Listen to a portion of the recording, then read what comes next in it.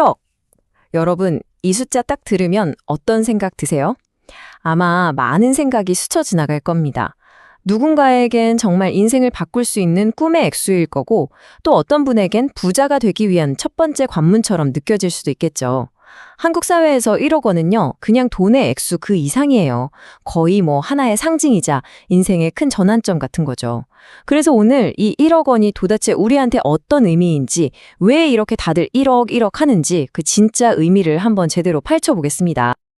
그래서 바로 이 질문부터 시작해야 합니다. 1억 원. 과연 이 돈이 우리 인생을 진짜로 바꿀 수 있을까요? 이 질문 하나 던지면요, 온라인 커뮤니티는 늘 난리가 나죠. 오늘 우리가 아주 깊게 파고들 주제가 바로 이겁니다. 네, 보시는 것처럼 반응이 정말 극과 극이죠. 한쪽에서는 요즘 1억 가지고 서울에서 집은커녕 전세도 못 구하는데 그게 무슨 큰 돈이야. 이렇게 좀 냉소적으로 보고요. 근데 또 다른 쪽에선 아니다. 그 1억이야말로 평범한 사람이 진짜 부의 세계로 들어가는 유일한 열쇠다. 이렇게 말한단 말이죠. 와, 이거 완전히 다른 얘기잖아요? 대체 누구 말이 맞는 걸까요? 지금부터 그 속으로 한번 들어가 보시죠. 자, 첫 번째 이야기는요, 바로 1억 원을 모으는 그 과정에 대한 겁니다. 이 돈은 마치 비싼 티켓 같은 건데, 이 티켓 값을 내는 행위 자체가 그냥 돈을 모으는 것과는 차원이 다른 의미를 갖는다는 거죠. 여러 자료에서 공통적으로 나오는 비유가 바로 이거예요. 1억 원은 끝이 아니라 자본이 돈을 버는 세상, 즉 자산시장으로 들어가는 입장권이라는 겁니다. 아시잖아요. 내 시간과 노동력만 갈아 넣어서는 절대 부자가 될 수 없다는 거. 그걸 깨달은 사람들이 가장 먼저 손에 넣어야 하는 아주 비싸고 귀한 티켓인 셈입니다. 물론 이 티켓 공짜가 아닙니다. 그 값이 엄청나죠. 자료들을 보니까 이 과정을 현대판 고행이라고까지 표현하더라고요. 남들이 SNS에 막 비싼 차, 해외여행 사진 올리면서 플렉스할 때 나는 그걸 의식적으로 무시해야 하는 거예요. 지금 당장의 즐거움, 그 달콤함을 미래의 더 큰 보상을 위해서 기꺼이 참아내는 훈련인 거죠. 그리고 이 고행의 진짜 힘든 점은 사실 심리적인 고통이에요. 다들 행복하고 잘 사는 모습만 보여주는 세상에서 나 혼자만 미래를 위해 현재를 아끼고 있다는 느낌. 끊임없이 다른 사람과 나를 비교하면서 느끼는 그 상대적 박탈감을 맨몸으로 견뎌내야 하거든요. 솔직히 이거 정말 고통스러운 시간이죠. 그런데 진짜 중요한 건 바로 이겁니다. 이 고통스러운 시간이 우리에게 돈만 주는 게 아니라는 거예요. 이 힘든 시기를 통과한 사람은요, 돈보다 훨씬 더 단단하고 귀한 걸 얻게 됩니다. 바로 인내심, 자기통제력, 절제력, 이걸 저는 금융근육이라고 부르고 싶네요. 이 근육이야말로 나중에 더 큰 돈을 감당할 수 있는 그릇이 되는 거죠. 자, 이렇게 힘들게 키운 금융근육은 결국 가장 근본적인 변화를 만들어냅니다. 그게 뭐냐면 돈을 대하는 나라는 사람의 정체성 자체를 완전히 바꿔버리는 거예요. 다시 한번 말씀드리지만 목표는 통장에 숫자 1억을 떼는 게 아니에요. 만약 그게 전부라면 1억을 모은 뒤에는 엄청난 허무함만 남을 겁니다. 진짜 목표는 그 숫자를 넘어서는 곳에 있습니다. 바로 이겁니다.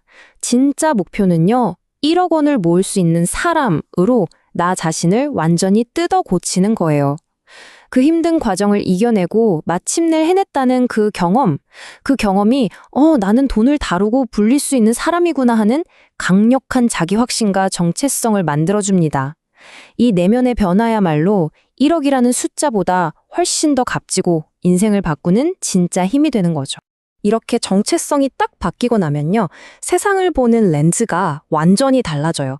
예전에는 그냥 월급 어떻게 더 받지? 하면서 내 시간을 파는 노동소득의 틀 안에 갇혀 있었다면 이제 종잣돈이 생겼잖아요. 그러면 이 돈을 어디에 둬야 스스로 일을 하게 만들까 하는 자본소득의 관점으로 세상을 보게 되는 거예요. 부동산, 주식, 새로운 사업 기회. 이전에는 아예 보이지도 않던 새로운 세상이 눈앞에 쫙 펼쳐지는 거죠. 자, 이렇게 생각하는 방식이 바뀌고 1억이라는 든든한 총알까지 장전이 되면 그때부터 정말 마법 같은 일이 벌어집니다. 바로 돈이 스스로 몸집을 불리는 그 유명한 눈덩이 효과가 시작되는 거죠. 한 자료에 나온 실제 사례인데요. 정말 드라마틱합니다. 2010년에 평범한 직장인이 진짜 허리띠 졸라매고 5년 동안 딱 월급만으로 1억을 모았어요. 그리고 그 1억을 씨앗 삼아서 부동산에 투자했더니 자산이 6억 원대로 뻥 튀는 겁니다. 근데 여기서 끝이 아니에요. 이걸 또 발판 삼아서 주식, 상가에 계속 재투자를 하니까 14년 만에 총 자산이 무려 36억 원이 된 거예요. 한번 생각해 보세요. 맨 처음 1억 모으는 데는 5년이 꼬박 걸렸는데 그 뒤에 돈이 불어나는 속도는? 이건 차원이 다르죠. 이게 바로 눈덩이 효과의 진짜 무서운 점입니다. 맨손으로 첫 1억을 모으는데 5년이 걸렸다고 쳐요. 그러면 그 다음 1억, 즉 자산을 2억으로 만드는 데는 3년도 채 안 걸리는 경우가 많다는 거예요. 왜냐? 이제는 내 노동력만 일하는 게 아니라 내 돈도 밤낮 없이 같이 일을 해주니까요. 자산이 늘어나는데 무서운 가속도가 붙는 거죠. 아니, 어떻게 이런 게 가능할까요? 한 전문가가 이걸 돈의 중력이라는 아주 재밌는 개념으로 설명하더라고요.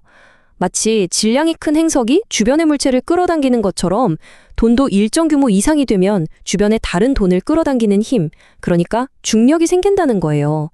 여기서 1억 원은 바로 그 중력을 만들어내는 최소한의 임계줄량 같은 역할을 하는 거죠. 자, 듣다 보니 좀 가슴이 뛰지 않으세요? 이 위대한 여정, 우리도 한번 시작해 볼 수 있지 않을까요? 자료들에서는 아주 구체적이고 현실적인 첫걸음 딱 3가지를 제안하고 있습니다. 복잡하지 않아요. 딱 이 3가지입니다. 첫째, 충동적으로 돈 쓰지 않게 나만의 지출 규칙을 만드는 거예요. 둘째, 여기저기 흩어진 돈을 통장 하나로 딱 모아서 잔고가 쌓이는 걸 매일 눈으로 확인하는 겁니다. 이게 별거 아닌 것 같아도 포기하지 않게 만드는 엄청나게 강력한 동기부여가 되거든요. 그리고 마지막으로 제일 중요한 거, 그냥 돈만 모으는 게 아니라 반드시 금융 공부를 같이 해야 합니다. 이 귀한 씨앗을 어디에 심어야 잘 자랄지 계속해서 알아봐야죠. 그리고 1억 원이 주는 또 하나의 진짜 가치는요, 바로 경제적 에어백이 되어준다는 겁니다. 살다 보면 갑자기 직장을 잃거나 아플 수도 있잖아요. 그런 인생의 위기가 왔을 때 우리 가족이 버틸 수 있는 최소한의 시간을 벌어주는 거죠. 이 심리적인 안정감, 이게 결국 우리가 인생에서 좀 더 과감하게 도전하고 계산된 위험을 감수할 수 있게 해주는 자유 그 자체라고 할 수 있습니다. 자, 오늘 이야기 정리해 보겠습니다. 1억 원을 모으는 여정은요, 단순히 돈을 쌓는 게 아닙니다. 그것은 부를 담을 수 있는 사람으로 나 자신을 훈련시키고 내 인생이라는 큰 건물을 지을 수 있는 단단한 기초공사를 하는 과정인 거죠. 이제 마지막 질문을 여러분께 던지면서 마무리하겠습니다. 여러분은 그 단단한 토대 위에 과연 어떤 멋진 미래를 지어 올리실 건가요?